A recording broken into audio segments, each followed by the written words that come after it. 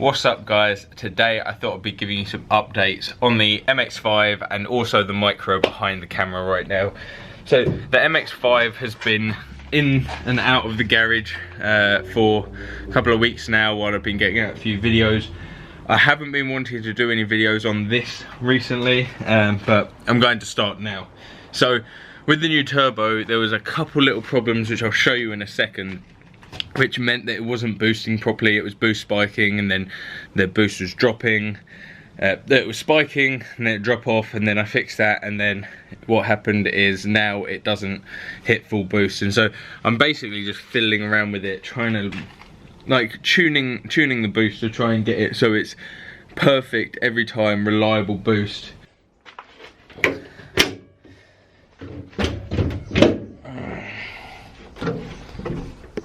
There you go guys, so there's a new turbo. Main problem with the turbo is there's no vacuum fitting there, and I used to have it off of the inlet manifold just there, and now what I've done is I've teed into the intercooler pipe there. I've just taken a feed for the wastegate actuator there, but as I was doing that I took off a load of preload and I changed the spring just because I didn't have much time. This is the problem about this, is because I'm not driving it every day and I don't actually have that much time on the weekends. I'm probably dedicating like 20 minutes each weekend to like doing a little bit on it. So I did like tapped and kind of glued that piece in one weekend and like hooked it up. I drove that and then so I did all this all in one just to see if it fixed all of it, and now I'm trying to figure out how to get the boost, because it was boost spiking and now it's not. Now it's under boosting, so I'm going to change the spring back. I think I put in a spring which is the same sort of pressure. It felt like the same strength spring, but I'm going to put the other one back in and I'm going to put a little bit more preload on and hope that that fixes it and I get full boost. Because at the moment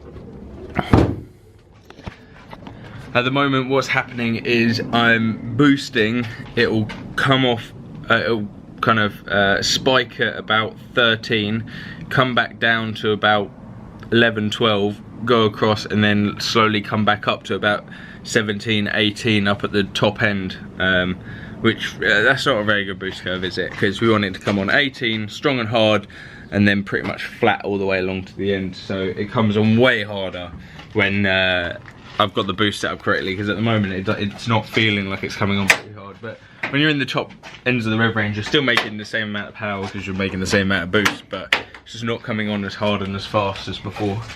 Yeah, I've got the old charger on it here. Yeah, it's been pretty good. I literally can't wait to show you guys this video of me driving this thing. It's going to be pretty awesome. I'm going to try to sort out this boost problem. I'm going to quickly whip the wastegate actuator off now, change the spring in it, put a little bit more preload on it, and then I'm going to leave it for today. So as I showed you guys before, here's the wastegate, and all I have to do is take that little clip off, two 10mm bolts there, slide that through, take off this pipe here, slide it through, and then there's a load of Allen keys around here, take that off, and the spring's just in there. So should be nice and easy to change. And then I'm also going to crack this nut off here and wind a little bit more preload on there so it's holding it closed a bit longer, and hopefully that should be alright. Okay guys, so here's the wastegate actuator. So what I'm going to do is I'm going to undo these quickly, change the spring inside, we can pop it back on, and then I'm going to change the preload. But yeah, I'll open this up for you guys, and I've got my springs right here. I think the red one's the harder out of these, but I always just kind of hold them in my hand and just kind of test the strength before I put them in, because I don't actually have a reference to know which colours are what. Okay, so I've just popped the wastegate actuator back on, and I'm not going to change the preload on the actuator on right now, because it is actually quite a lot of preload. So just change that spring. It does feel like a heavier spring, so I'm going to leave that in there and see how it goes.